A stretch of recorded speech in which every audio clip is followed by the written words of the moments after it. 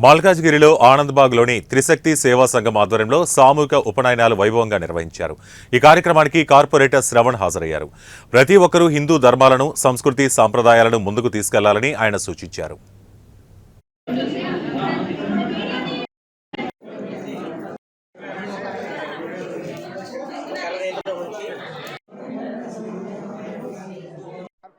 జరుగుతూ ఉంది అంటే హిందూ సంస్కృతి సాంప్రదాయాలకు సంబంధించినటువంటి ఒక ప్రతిబింబం ఇక్కడ ఉంది. ఇక్కడ భారతీయ సంస్కృతి, బ్రాహ్మణీయ సంస్కృతి కూడా ఇక్కడ కలిసి ఉన్నటువంటి సందర్భాన్ని మనం అందరం కూడా చూస్తాం. ఇటువంటి అద్భుతమైనటువంటి ఘట్టం భవిష్యత్తులో కూడా మరిన్ని సందర్భాల్లో రావాలని చెప్పి, వీరి ఆధ్వర్యంలో కార్యక్రమాలు జరగాలని చెప్పి, వీరి ద్వారా ఈ విధంగా ధర్మం యొక్క పురోగతి జరగాలని ఇటువంటి కార్యక్రమాలు మరిన్ని ముందు చేయడం వల్ల ధర్మాన్ని ముందుకు తీసుకెళ్లేటువంటి అవకాశం సమాజానికి.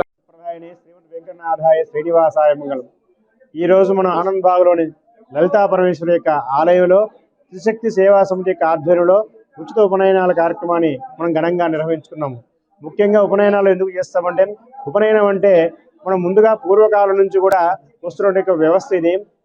ఎప్పుడైతే మనము ఒక క్రమశిక్షణ తరగతిలో ఉండాలన్నా, క్రమశిక్షణగా మెలగాలన్నా, ఒక పరిపూర్ణత్వాన్ని పొందాలంటే గురువుని ఆశ్రయించాలి. సేవా సమితి ద్వారా 14 మంది వటువులకి ఉచిత ఉపనయన కార్యక్రమం జరిగిందండి. చాలా జనగాం నుంచి, పరిగి నుంచి చాలా మంది మన తెలంగాణ స్టేట్